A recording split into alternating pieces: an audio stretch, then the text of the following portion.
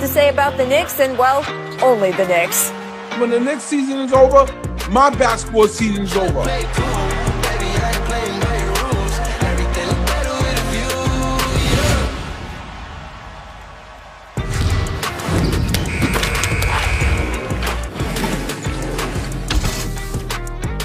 Welcome to The Jump's first half recap special. I am Rachel Nichols alongside NBA champion Richard Jefferson.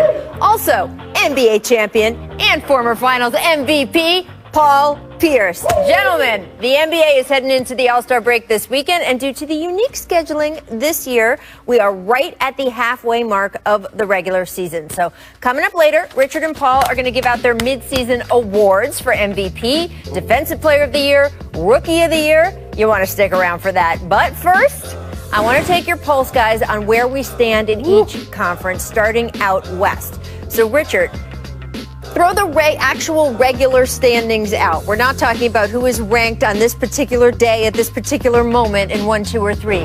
For you, for your rankings, how would you rank the Western Conference with what you've seen in the first half of the season? I think the top 4 teams, regardless of record, are Lakers, Clippers, Denver, and Utah. Those are. Is that in order? I would say if you ask me what teams I thought could make it to the finals, I would say Lakers, Clippers, Utah, then Denver. So, Jokic is having an MVP season. I don't know. That's a great picture. Shows my head nice and shiny. And then I think Utah has just been the best team all year long. But you got to respect the Lakers and the Clippers for some reason, including myself. We just keep adding them in there. All right, not a bad list, but I agree with you on the Lakers. Okay. Clippers, I think they're head and shoulders. But I got to throw the Phoenix Suns in there. Okay. They've been underrated. Of course, Utah has the best record, but watch out for the Phoenix Suns, I'm telling you. The way they ended the bubble to where they are now, I mean, they have to be a threat. Yeah, the leadership of Chris Paul, they got a closer in Booker, and they have an outstanding young group of guys around, great coaching staff. So just watch out for Phoenix when come playoff time. Why are you still sold on the Clippers? What makes you think that they're going to do better than they did last year? Well, I mean, you got to give some credit to Kawhi Leonard being on your squad when he goes to Toronto and brings a championship there. With the addition of Paul George and the year he's having, you got championship caliber coaching and Ty Lue. The veterans around them, I think they've learned from their past failures of last year, and I think they're going to grow from it. There's no way, if the Clippers were in the Staples Center last year, they blew a 3-1 lead either. I do agree with you, 100%. I agree, but unfortunately, No, you don't. No, I do agree, but unfortunately, we're in a position, we got to talk about what happened, not the ifs and the maybes, unfortunately, I think the Clippers are still in a prove me mode. Prove to people. And I think Milwaukee's in the same boat. You have a couple of shortcomings in the postseason. It's like, dude, we can say how great your numbers are, what your record is, but if you don't do it in the postseason, Paul, like you made a career off of having good seasons, but being a monster in the postseason. That's where you get your real reputation. Absolutely. And I know we keep talking about Kawhi and what he did with Toronto and what he did with San Antonio, but what he did with San Antonio, he had Hall of Famers around him. Yeah. Great time in Toronto, but now this is an opportunity for him kind of to pave his own way as a leader. So absolutely. I think the Clippers still have a lot to prove. The Jazz, by the way, not in the preseason predictions of everyone to be at the top of the conference, but look, they've proven it. They're showing it on the court. You can't be anything but impressed, right, Paul, with what this team is doing? Well, absolutely. I mean, shout out to Quinn Snyder. Yeah. I thought he should have been coach of the year. For the cards he's been dealt, and not that he hasn't been dealt some good players, but they don't have that just outright superstar that you're saying, like, look, this guy's a generational player. Donovan Mitchell's been great. Rudy Gobert, he's been great. But then the rest of these guys, they're just glorified role players. I mean, Mike Conley, he's probably the best non-all-star ever in the history of the league. Right, at this point. Yeah, at this point in time, Can someone please get Mike Conley like a seat at the all-star bench? Something? I mean, come on. Can he be a captain and just let him pick the players or something? No. I'm sure LeBron would be happy to have some backup there. I think the one thing that people are not using against Utah, but not that it's their fault, is that they haven't had any injuries. They haven't dealt with any real COVID stuff. So when you start to look at, not at all, but not nearly as much as some of the other teams. Like you look at Portland, absolutely, ton of injuries, you know, dealing with different stuff. And Dame Lillard, that's part of the reason why he's in the MVP conversation, is because he's kept them relevant in the top 5 for the most part over the course of the season. But I think Utah's been playing amazing. Utah doesn't get respect, and I'll tell you why. It's the uniforms. It's the color pattern. Oh, come on. I'm telling you, they need it. Once they get new uniforms that, you know, a little more sexy to them. I mean, I don't know. Isn't one of their, I can't keep track because every team has 6 uniforms right now, but isn't one of them a throwback to the Stockton and Malone unis, right? Yeah, I didn't say that. Utah fans, I have no issue. I have no issue with your color patterns. I just want to say, direct more recognition if they have better uniforms. Direct your mentions to Paul Pierce. He's at Paul Pierce on Twitter or Instagram. I'm going to say enough stuff to piss you guys off. That one wasn't me. Out of that, and look, I will say this about Utah too. Sure, they didn't deal with that kind of stuff in the first half of the season, but that's not saying that they will deal with it in the second half of the season. Hopefully things are only getting better in terms of COVID, in terms of herd immunity and people getting vaccinated and all of that as we go through the next few months. And by the way, they have already played the toughest part of their schedule. That's what's the most impressive. Is the thing you have to look at when you're projecting out what's happening. Antibodies because it started in Utah. Well, I'm trying to tell you. All right, let's head out east now, where we saw the emergence of both the Sixers and the Nets in the first half. Paul, how many teams have a legitimate shot of winning the East, and how do you rank them? It's the Nets, and the Nets. I'm telling you, I mean, look at what they've done. We gotta fix the graphics. I said 7600 bucks, but when I look at them, they haven't had Durant, they haven't had Kyrie. Harden's been the one constant they have since he's made the trade. Right. And that's why I have him in the MVP conversation. But can you imagine when they get all 3 healthy and get some games under their belt? I believe they've only played like 7 games together. Yes. I mean, come on. And they're still winning games. They're a half game out of first place without all 3 of them only playing 7 games. Well, and you talked about Utah playing the most difficult part of their schedule, right? Utah has had one of the hardest strength of schedules up until this point. Yep. But the thing about the Brooklyn Nets is that their record versus teams over 500 is monstrous. It's like 12-2 or something absurd. And so I still think the Nets are the team to beat. I think the 76ers, and then obviously I do believe the Bucks are a team that if they were to make it to the final, nobody's going to be sitting up here on this panel being like, how did that happen? Right. It's like, hey, they made some shots. They did some things. I will say, how did that happen? I will be saying, how did that happen? You know, a lot of different variations can happen, but it's really the Brooklyn Nets to lose. And I won't quite give them the championship to lose, but it's their conference to lose. And so the Brooklyn Nets are the team to beat, not surprisingly, when you have 3 players of that caliber on the roster. Now, I want to note that you guys picked 4 teams in the West, but only 3 teams in the East. And that's because the Eastern Conference, friends, there's a lot of parity. That's the nice way to say that. After the top 3 teams, the Eastern Conference has been where mediocrity lives, as Zach Lowe tried to coin a new slogan yesterday. I don't think the NBA is adopting that. Just 4 of the 15 teams are above 500 entering Wednesday, which is on pace to be tied for the lowest percentage of over 500 East teams entering the All-Star break since the merger, people, in 1977. That is a long time ago. Richard, how many teams do you expect to finish above 500 this season in the East? I'm going to say 5. I'm going to say 5. Like, understand that this is optimist. Well, this is not a normal year, and I'm an Eastern Conference guy for the most part. I played the majority of my career there. Paul, same way. Is that, look, understand this. Toronto, one of the historically best teams, is playing in Tampa, right? Like, there's a lot of different things going on in the Eastern Conference. It's just making this a little bit more difficult. I think the teams are better than their record is. Like, we sat up here and asked if it was like panic time for Boston because they were in the 7th spot. 2 days later, they're in the 4th spot and they're above 500. So well, there was like a 7-way tie for 4th at one point statistically in the last 24 hours. So I just think that there's going to be 5 teams at the end of the day that'll start separating themselves as you get down the stretch. And this is why I say,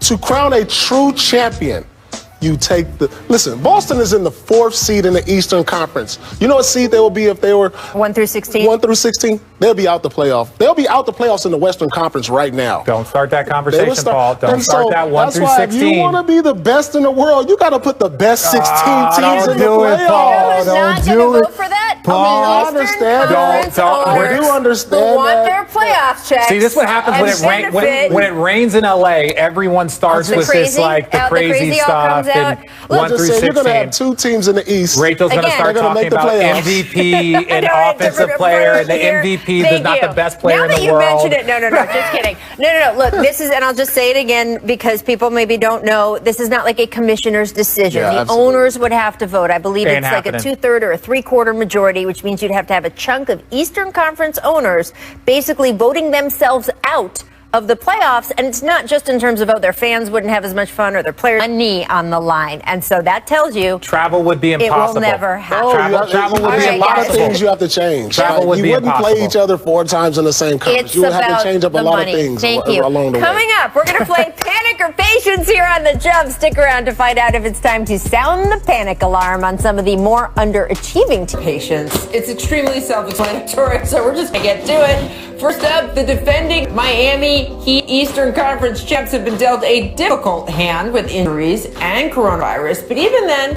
not quite look what we expected. Take a look at the standings. They currently sit in 7th place. Of course, they're only a game out of 4th, as we discussed in the previous segment. Everyone's tied in the Eastern Conference virtually. So, Richard, let's start with you. Panic or patience? And I do want to just say this. Part of the panic would be we got to make a move at the trade deadline. Not panic, we're going to throw out the roster.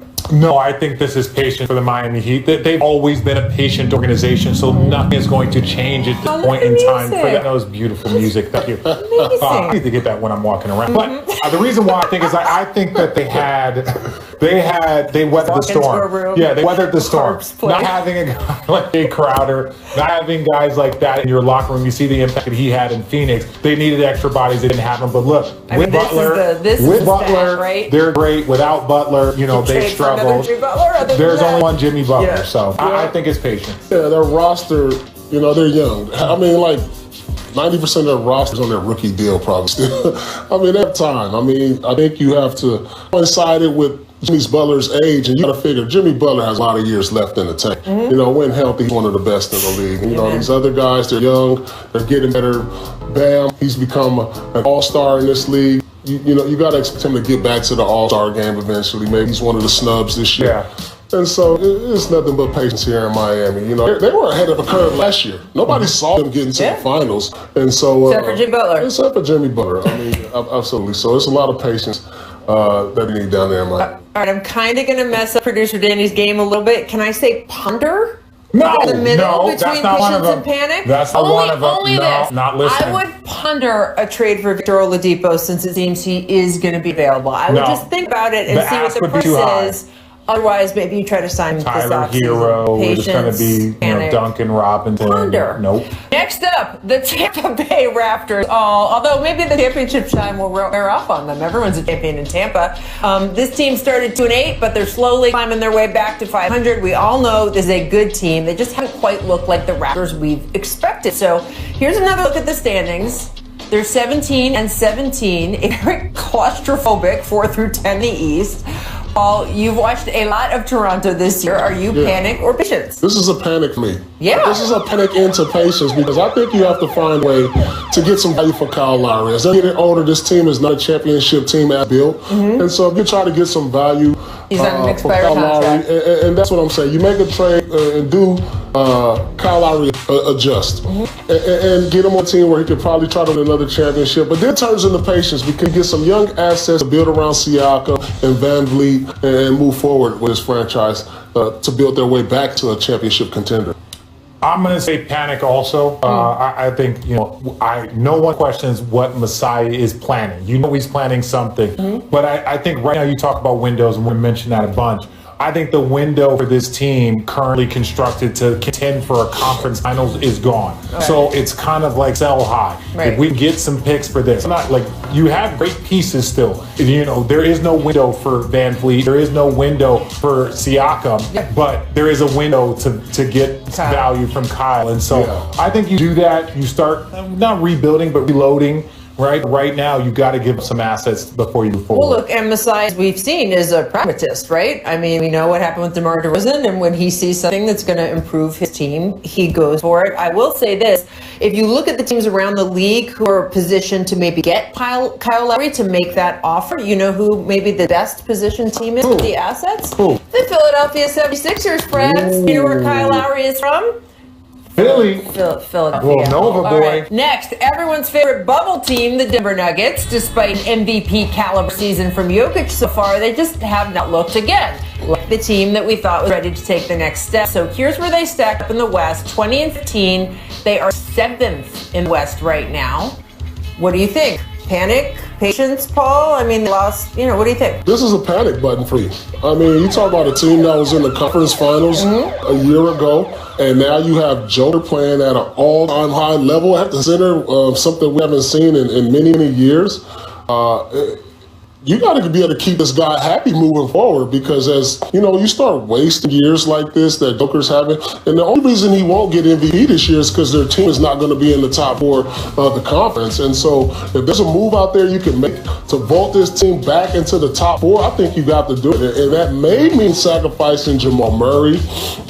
Jamal Murray? What? I mean, you mean like Porter Jr.? Listen, if you could get a deal for Murray, would you do it? I mean, come on, it's something you have to think about, because they're not going to just.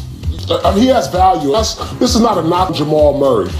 He has value over there. No, look, the and Michael Porter Jr., we don't know who he's going to be yet. And so, if you want something, you got to give something. If you want to take that next step, it's going to cost you. No. Like respectfully to Hall of Famer next to me, this is a patience moment, right? They have been progressing every single year. I understand they had shortened off season. They've look, Jamal got off to a slow start. He's been playing well of late. Joker playing at a high level. But ultimately, these guys are still like 25 years old. So your window for them to be great is still another 7-8 years. Yes. So, and Michael Porter Jr. is young. They got RJ Hampton on their bench. They got, I like Deep Najee. They have a ton of talent. So there's no, hey, when you look at the San Antonio Spurs over the Tim Duncan 20 years. There were years they were first. There were years they were seventh. There were years they were eighth. There were years that they were third. So it was just like there's going to be years where you have up and down. When you have talented young players stay pat because they're still in the postseason, they got off to a slow start. So this is patience. So you think that Murray could be that Robin for Joker? 100%. I think he still has room to grow. He's got room to grow. Right. And he just had a 50 ball with no free throws, which is the craziest stat I've still ever seen. At this point in his career, you thought he'd be an all-star by now. Agreed. Yes. You thought he'd be an all-star game. And he's a great player in this league. Yeah. But you thought at this point his development. But if you look at his stats for the last 3 years, he just hasn't got that much better.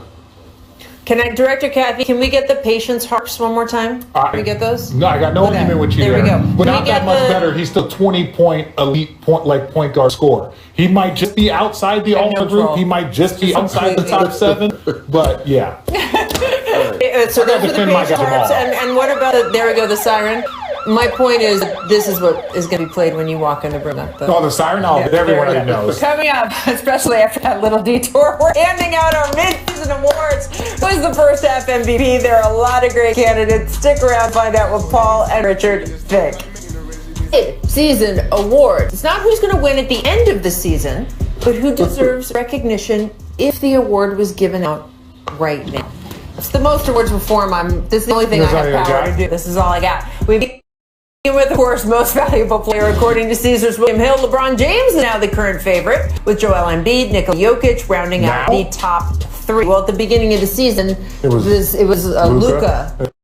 Yeah. And I always want to say about betting houses, their favorite is who they think they can take the most money on. It's not a basketball analysis. That's why Luke's card went for $4 million. There you go. So, Paul, you tweeted out your MVP rankings earlier this week. Who is your midseason MVP? Yeah, right now it's Joel Embiid. Okay. I mean, he has the top spot in the Eastern Conference.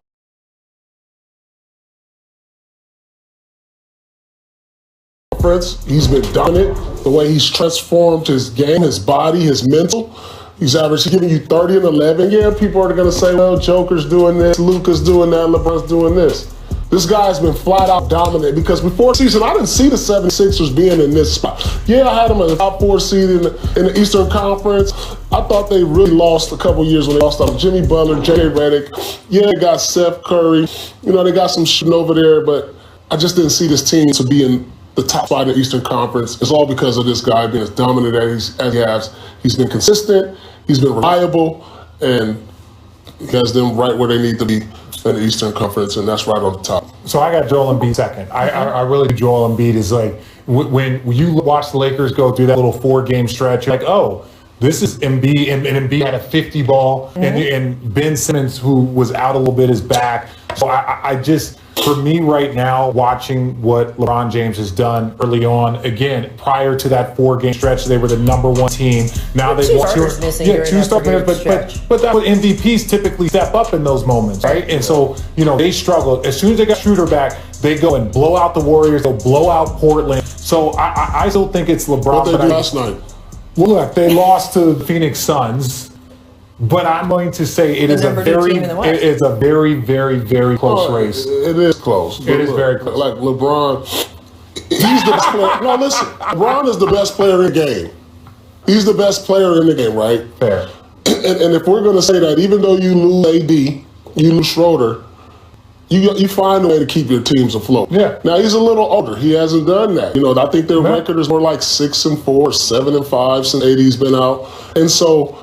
Took a step back for the last couple of weeks. So when AD comes back and they start winning, he'll be back there. But Joel Embiid is there for me. And even Harden, I have to put Harden in there. I mean, no KD.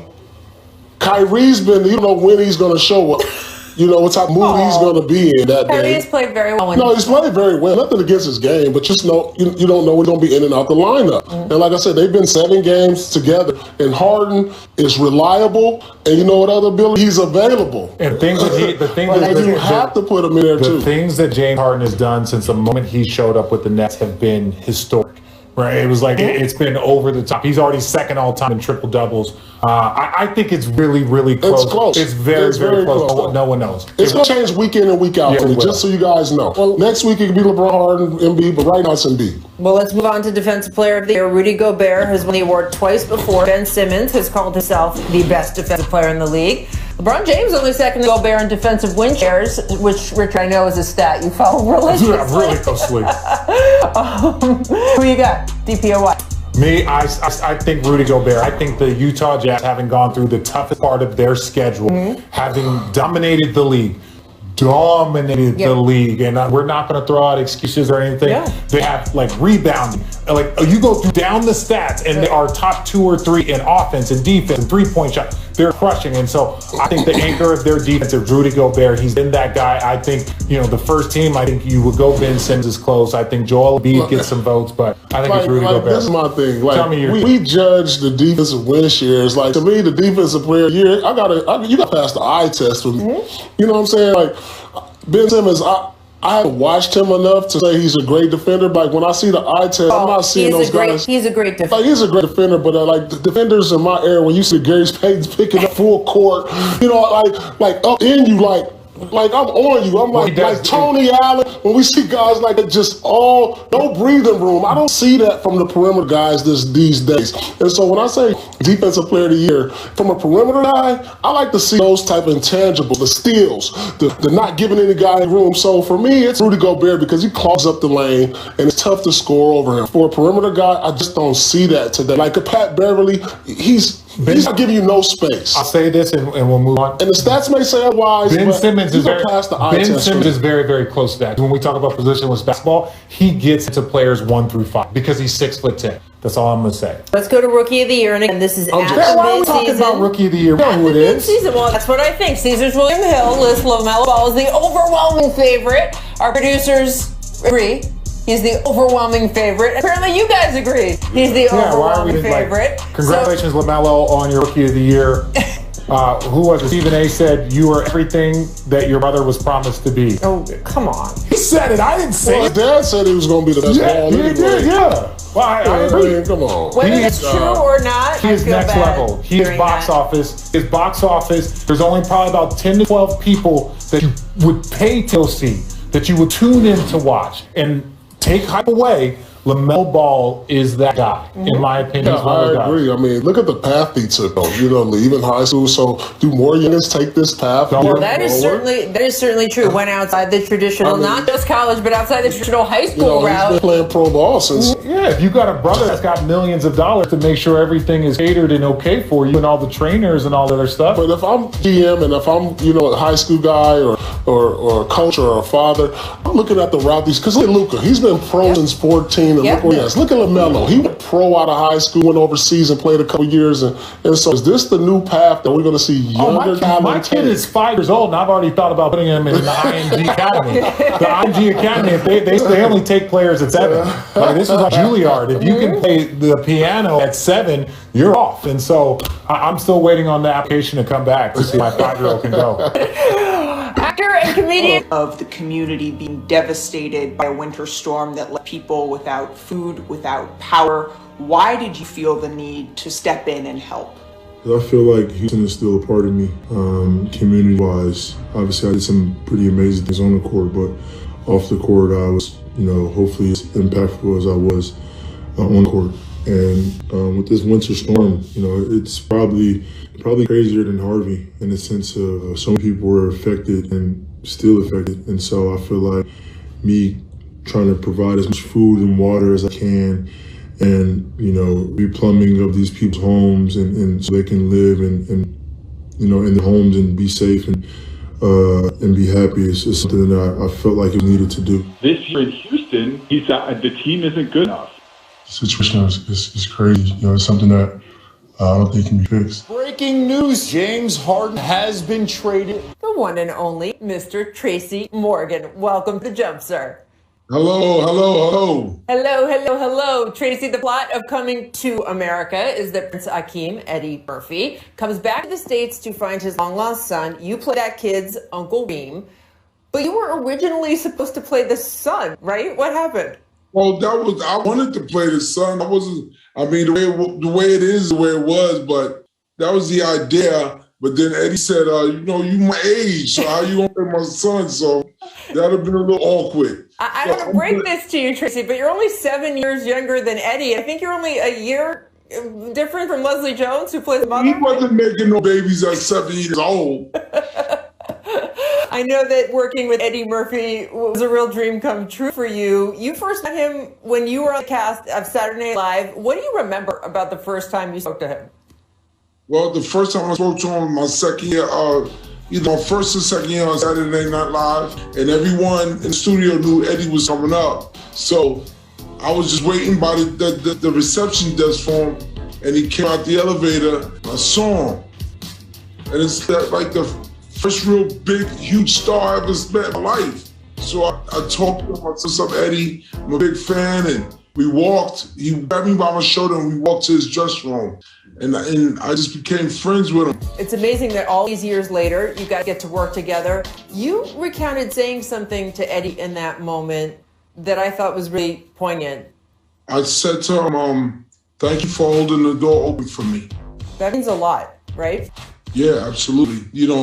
Eddie, he held the door open for a lot of people, not just black actors on the show, but everyone. Now, you guys got to do a lot of fun things on set here. In fact, we recently learned Zamunda Palace, those scenes were filmed at one of Rick Ross's homes in Georgia.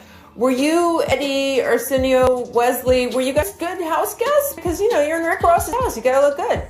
The OG let's use his house. Rick Ross is the OG. He has a beautiful estate and love the horses. He has horses. He has a tremendous amount of land there. And it was a beautiful place to film at. And it truly was a palace. It was raw.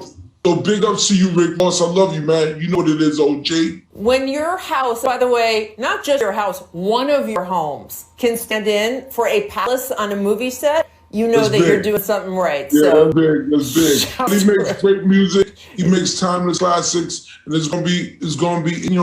I'm happy for Rick Ross, because every day I'm hustling. Amen. I want to talk about your Knicks because they are heading into the All-Star break. near the top of the Eastern Conference standings. They have not played this well this late in the season since 2013. We saw a video of Knicks fans celebrating outside MSG after a recent win. They're dancing in the streets, Tracy. Is it too soon to celebrate, or are you with them? Our team is winning now. We're happy for them. They're playing great defense. I got to recently go to the game, and I seen the front office, and I just thanked them. It's been a long time coming. Thank you. And the team, the players, the young players, Thibodeau is all coming together in times like this. But, we're happy that the team is competing very well. If you have suffered the way Knicks fans have suffered for so long, you absolutely get to celebrate this. Being normal is incredible. Everything for a reason. Everything for a reason. So when we do get the chip, it'll be that much sweeter. Absolutely. Waited a while. The Knicks have so many notable celebrity fans, but I am putting you right up there in the top of the pantheon. We have Spike Lee, Adam Sandler, Jon Stewart, John McEnroe, Jason Sudeikis. So I want to know where you feel you rank in terms of passionate Knicks fans, because there's a lot of competition there in the celebrity Number box. one. Win, lose, or draw, I'm with my team. Not Spike? You're ahead of Spike? I'm number one. Okay. Win, lose, or draw, I'm with my team. When the Knicks are out of when the next season is over, my basketball season is over. I don't watch championships. I don't do that. Really? I watch Knicks. I don't. Huh. All right. Well, in fact, I know that you've tried to recruit for the Knicks in the past. We saw the clip from a couple years ago on the Dan Patrick Show. You made your case for why Kevin Durant should choose the Knicks in free agency. I want to run it back for the fans right now. This is Rome, okay? This is Rome. You win a ring here, Wall Street is right down the block, Kevin. Win a ring here, you can sell all the Big Macs and Cadillacs you want after that. This is the biggest market in the world. The Knicks could be in last place and still make the most money in the NBA. This is New York City, baby. Rome. You're in the center of the universe. I love that because you were like, Rome is where the gladiators fight. And KD sort of took your advice about coming to New York, but he chose Brooklyn over Manhattan. How did you feel about that? We don't need them. Where we at now? Good. We just, when it comes to Knicks fans, we got to be patient. We got to be patient. So when I said that, I meant it. Do you have any love for the Nets? I mean, they are a Brooklyn team. They're a New York team. Do I got love for who? The Nets. They're a Brooklyn team. Do I got love for who? I'm sorry, connection must not be working. What'd you say now? What'd you say now? How do you feel Durant, Kyrie, and Harden look together? I'm not going into that. I'm not discussing that. Let's keep the topic on my Knicks. I respect Tracy Morgan. What is your NBA Finals prediction for this year? Are the Knicks in it? I guess I should ask you. We winning the championship. There we go. No other team but the New York Knicks, right? I love it. I love it. Tracy, I can't wait to see